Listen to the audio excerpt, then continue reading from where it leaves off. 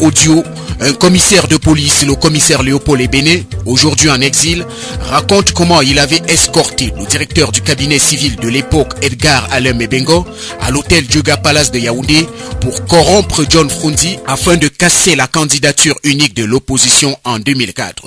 Selon le commissaire Léopold Ebene, il était question de remettre une mallette de 500 millions à John Frunzi. M. John Frunzi a reçu de l'argent pour casser l'opposition que devait incarner Adamou Damjoya. Comment savez-vous ça?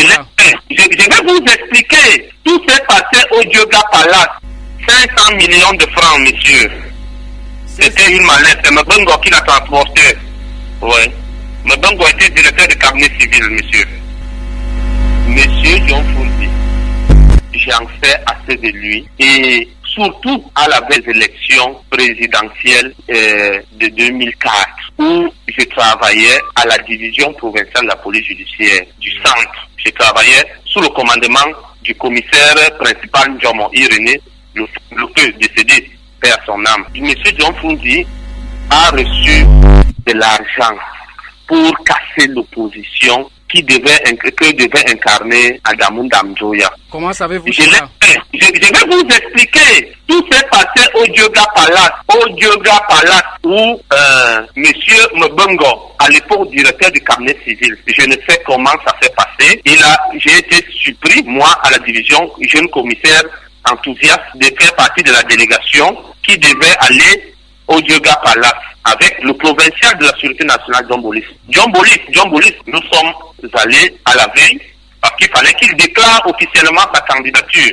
C'était net. Il fallait déclarer sa candidature pour casser la candidature unique. Nous sommes allés donc au Dioga Palace. Et mon rôle, le lendemain matin, à la première heure, je suis arrivé à l'heure indiquée.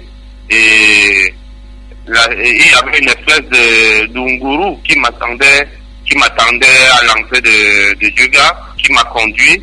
Il m'a reçu dans un espace en tapis rouge, là, et au premier étage. 500 millions de francs, monsieur. C'était une mallette. C'est Mbengo qui l'a transporté. Press Force One. Passion Radio. C'est plus qu'une radio. Press Force One. Radio. Professionnelle.